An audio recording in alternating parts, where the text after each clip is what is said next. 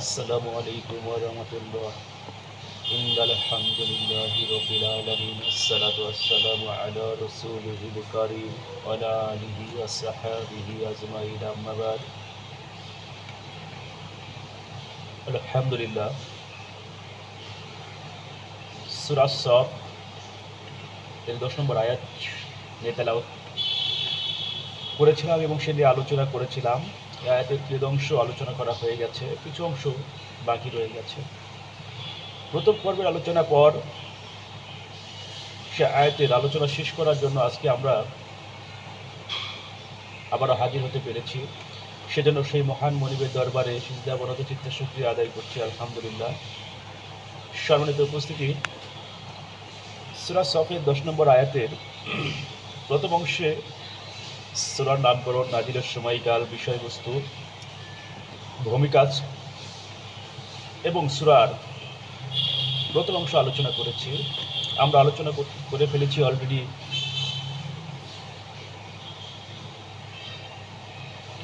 তো আমিনুনা বিল্লাহি ওয়া রাসূলি এ পর্যন্ত আমরা আলোচনা করে ফেলেছি। এখন আমরা পরবর্তী অংশের আলোচনা করব ইনশাআল্লাহ, যদি আল্লাহ সুবহানাহু ওয়া তাআলা তৌফিক দান করেন। আমা তৌফিকে ইল্লা বিল্লাহ। সম্মানিত উপস্থিতি,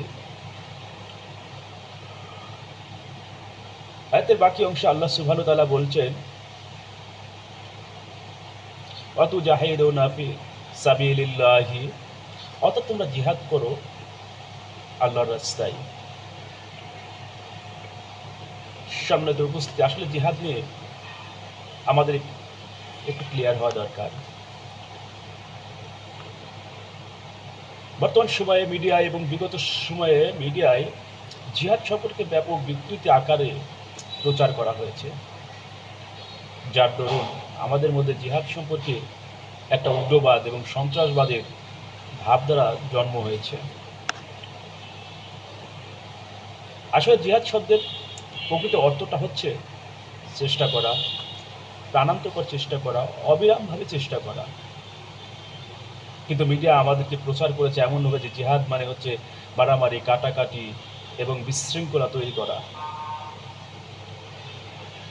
জিহাদ মানে ফিতনাবাজ, এটাই প্রচার করা হয়েছে। কিন্তু আসলে জিহাদের প্রকৃত অর্থটাই হচ্ছে প্রাণান্তকর চেষ্টা করা, অবিরাম চেষ্টা করা বা প্রচেষ্টা চালানো। এটা হলে সরল অর্থ। তো আল্লাহ রাব্বুল আলামিন এখানে কেন আসলে প্রাণান্তকর চেষ্টা করলেন? আমাদের সমাজে যে বিষয়গুলো প্রচলিত আছে, আমাদের জীবনধারায় যে বিষয়গুলো প্রচলিত আছে, এগুলোর পরিবর্তন করাটাই হচ্ছে জিহাদ। সেটা ব্যক্তিগত জিহাদ হতে পারে, রাষ্ট্রীয় জিহাদ হতে পারে, সামাজিক জিহাদ হতে পারে। অর্থাৎ সমাজের যে কোনো জায়গায় যে সেক্টরে যে বিষয়গুলো প্রচলিত রয়েছে, যেগুলো ইসলাম বিদ্বেষী, ইসলাম পরিপন্থী, কোরআন এবং হাদিস পরিপন্থী, সেই বিষয়গুলো দূরীভূত করে কোরআন সুন্নাহ এবং ইসলামী বিষয়গুলো প্রতিষ্ঠিত করাটাই হচ্ছে জিহাদ। তো আল্লাহ রাব্বুল আলামিন ব্যবসায়িক কথা বলতে গিয়ে জিহাদের কথা কেন বললেন? আমাদের কোরআন এবং হাদিস থেকে একটু দলিল নেওয়া প্রয়োজন।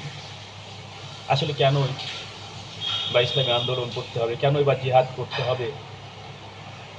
এ প্রেক্ষিতে আলোচনা করতে গিয়ে আমি সূরা আনামের 162 নম্বর আয়াত আপনাদের সামনে উপস্থাপন করতে চাই। সেখানে আল্লাহ রাব্বুল আলামিন বলছেন, কুল ইন্নাস সালাতি ওয়া নুসুকি ওয়া মাহইয়া ওয়া মামাতি লিল্লাহি রাব্বিল আলামিন। অর্থাৎ আল্লাহ রাব্বুল আলামিন এখানে বলছেন যে আমার নামাজ, আমার কুরবানি, আমার জীবন এবং আমার মৃত্যু সবকিছু মহান আল্লাহ রাব্বুল আলামিনের জন্য। সম্মানিত উপস্থিতি, ইসলামী আন্দোলন বা জিহাদের সর্বোচ্চ পর্যায়ে হচ্ছে শাহাদত, মানুষের মনের মধ্যে তামান্না। তো এখানে সেই কথাগুলোই বলা হচ্ছে যে আমার জীবন এবং মৃত্যু সবকিছুই হচ্ছে মহান আল্লাহ রাব্বুল আলামিনের জন্য, আর আল্লাহ রাব্বুল আলামিনের ব্যবসাটাও হচ্ছে সেটি।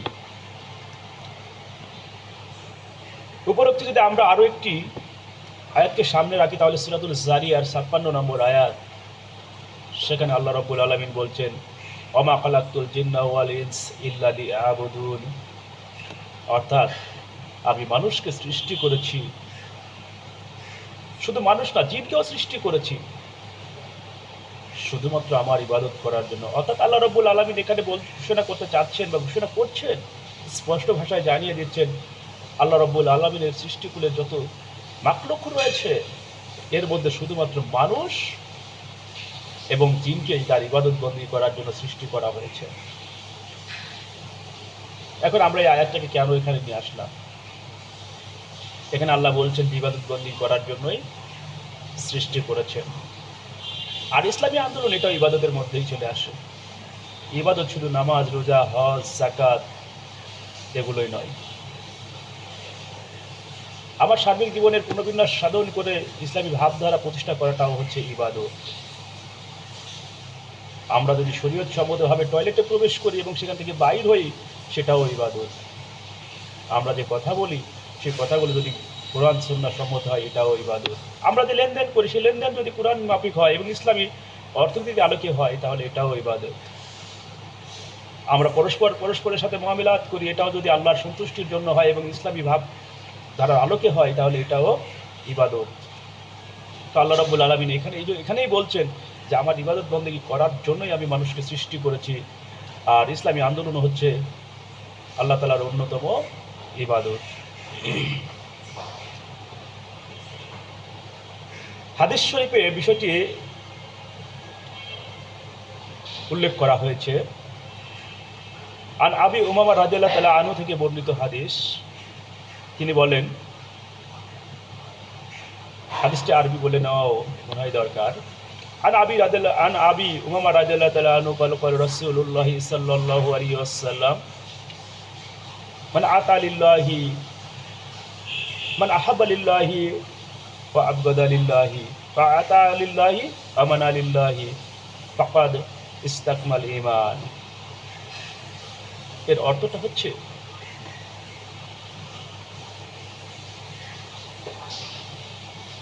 যে ব্যক্তির ভালোবাসা ও শত্রুতা, দান করা ও না করা নিছক আল্লাহর সন্তুষ্টির জন্য, সেই হলো প্রকৃত ঈমানদার। বুখারী শরীফে হাদিসটি বর্ণিত হয়েছে। তো সম্মানিত উপস্থিতি, আমরা এখান থেকে আসলে প্রকৃতপক্ষে প্রকৃত লক্ষ্যে যে পৌঁছাতে পারি, সেটা হচ্ছে যে ইসলামী আন্দোলন অত্যন্ত গুরুত্বপূর্ণ। ইসলামী আন্দোলন মাস্ট করতেই হবে, কেননা আল্লাহর জমিনে আল্লাহর দ্বীন প্রতিষ্ঠিত হবে, এটাই বাস্তবিক এবং এটা হতেই হবে। কেননা এই রাজত্ব হচ্ছে আল্লাহরটা। তাবারাকাল্লাযী বিয়াদিহিল মুলক, অর্থাৎ এই সার্বভৌমত্ব, ক্ষমতা এবং পৃথিবীর রাজত্ব এবং ভূমত্বের মালিক হচ্ছে আল্লাহ। সুতরাং আল্লাহর জমিনে আল্লাহর দ্বীনকেই, আল্লাহর বিধিবিধানকেই প্রতিষ্ঠিত করতে হবে, এটাই হলো বাস্তবিক। এজন্য আল্লাহ রাব্বুল আলামিন সূরা তাওবার 111 নম্বর আয়াতে ঘোষণা করেছেন, ইন্নাল্লাহা ইশতারা মিনাল মুমিনিনা আনফুসাহুম ওয়া আমওয়ালাহুম বিআন্না লাহুমুল জান্নাহ ইউকাতিলুনা ফি সাবিলিল্লাহি ফায়াকতুলুনা ওয়া ইউকতালুন। আল্লাহ রাব্বুল আলামিন বললেন, নিশ্চয়ই আল্লাহ পাক মুমিনদের জান এবং মাল ক্রয় করে নিয়েছেন জান্নাতের বিনিময়ে। সম্মানিত উপস্থিতি, এখানে লক্ষণীয় বিষয় হচ্ছে আল্লাহ যে ব্যবসার কথা বলছেন, এখানে সেই ব্যবসার মূল থিওরিটা নিহিত।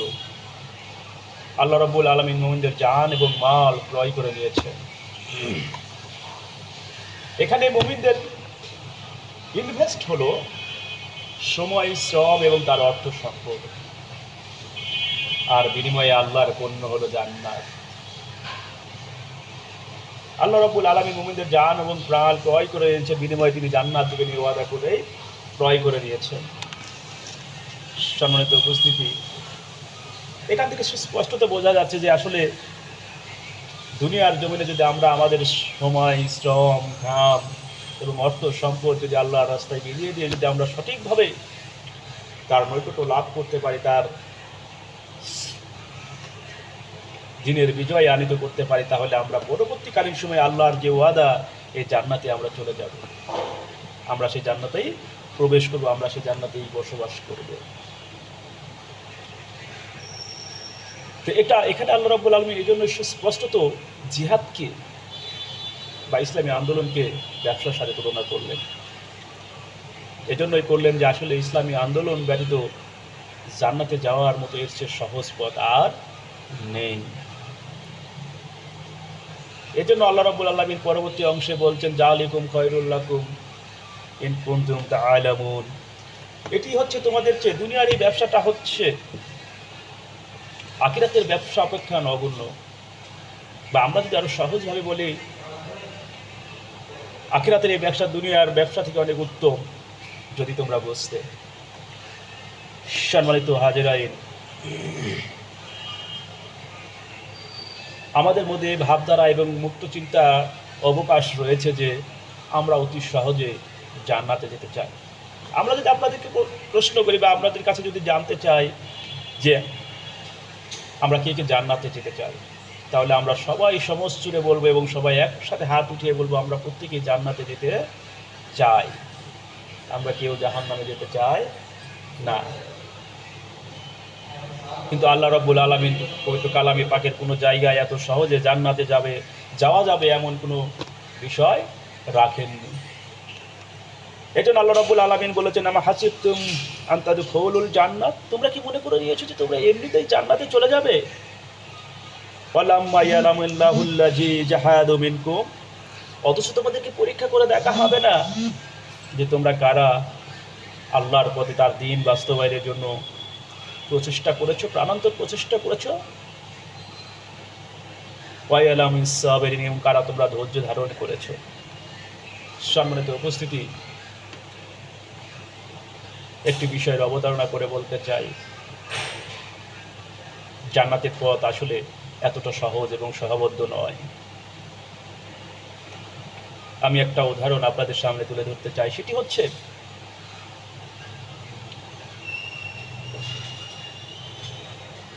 আমাদের পাশের বসার আব্দুর রহমানের সুন্দরী স্ত্রী রয়েছে। আব্দুর রহমানের সুন্দরী স্ত্রী প্রতিদিন সকাল বিকাল কলসি কাকে নিয়ে পুকুর ঘাটে পানি আনতে যায়। পুকুর ঘাটের মাঝ পথে সাহেব আলী নামের এক যুবক প্রতিদিন সকাল এবং বিকাল যখন আব্দুর রহমানের সুন্দর স্ত্রী পানি আনতে যায়, সে সময় সে রাস্তায় দাঁড়িয়ে থাকে এবং দেখে আব্দুর রহমানের সুন্দর স্ত্রীর প্রতি সাহেব আলী আকৃষ্ট।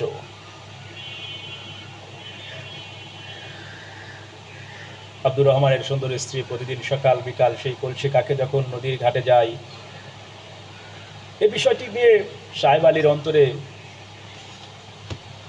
ভাবাবেগ জাগ্রত হয়, ইস, আমি যদি সেই মাটির কলস হতাম তাহলে আব্দুর রহমানের সুন্দর স্ত্রীর কাঙ্ক্ষে আমার জায়গা হতো। সম্মানিত উপস্থিতি, আমি এই রোমাঞ্চকর এই কথাটি এখানে এই জন্যই নিয়ে আসলাম। সাহেব আলী জানে না যে আব্দুর রহমানের সুন্দর স্ত্রীর কাঙ্ক্ষে যে কলসটি উঠেছে, কলসটি এই পর্যায়ে আসতে ওই কলসটিকে কতটি পথ বাড়িয়ে দিতে হয়েছে সম্মানিত উপস্থিতি একটু আপনাদের সামনে উল্লেখ করতে চাই। একটি কলস তৈরি করার জন্য কুমোর সর্বপ্রথম একটি জায়গার মাটি সিলেক্ট করে, সে জায়গাটা পরিদর্শন করে, এরপর কুমোর সেখানে চলে যায়,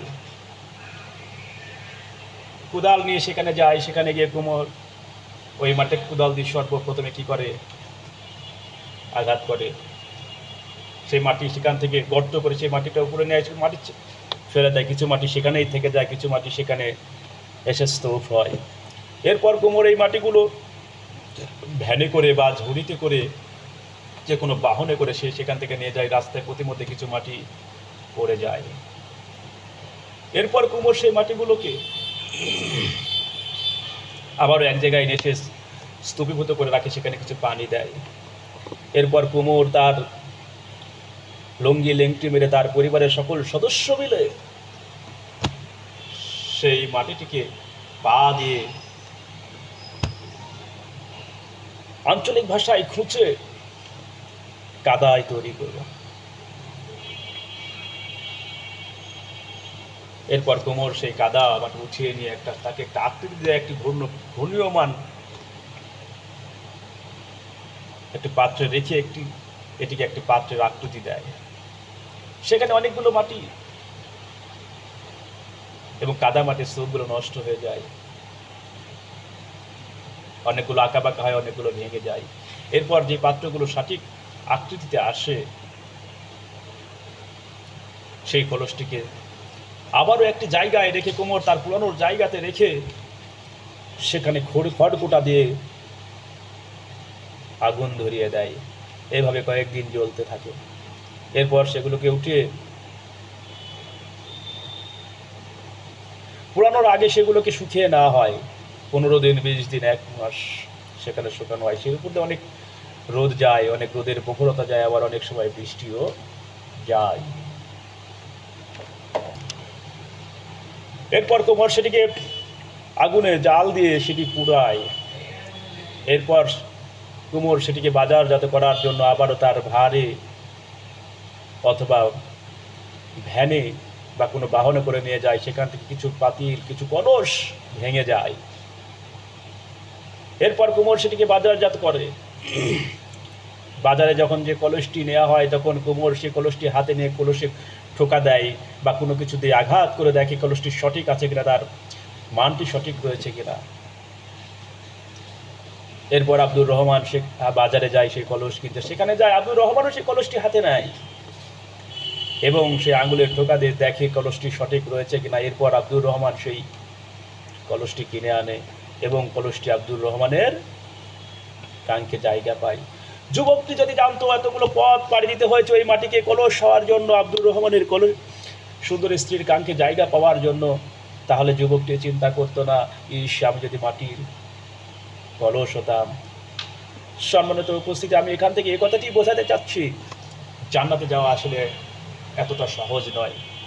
জান্নাতে যেতে গেলে আপনাকেও আপনার জীবনের অনেক পরীক্ষার সম্মুখীন হতে হবে। আপনাকে ইসলামী আন্দোলনের এই পথ প্রোপাগান্ডার পরীক্ষা পাশ হয়ে উত্তীর্ণ হয়েই আপনাকে জান্নাতে যেতে হবে। এটি হচ্ছে চিরন্তন সত্য, আল্লাহর বাস্তব ওয়াদা। এই জন্যই আল্লাহ রাব্বুল আলামিন জান্নাতের ওয়াদা করেছেন, আর আল্লাহর ওয়াদা সত্য। আমি আর এই আয়াতের আলোচনা নিয়ে সামনে এগোতে চাচ্ছি না। সম্মানিত উপস্থিতি, আমরা এখানেই সমাপ্তি টানতে চাচ্ছি। তাহলে আমরা আলোচনা থেকে শিক্ষণীয় বিষয় কি অর্জন করলাম?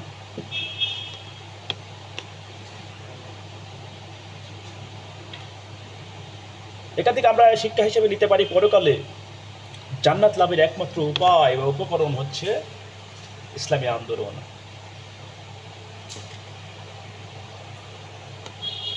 আর এই ইসলামী আন্দোলনের জন্য আমাদের মন মানসিকতা হওয়া উচিত আমাদের জান, মাল, অর্থ, সম্পদ সব কিছু বিলিয়ে দেওয়ার সেও চিন্তা ভাবনা থাকা উচিত। এখান থেকে আমরা আরো একটি শিক্ষা গ্রহণ করতে পারি, সেটি হচ্ছে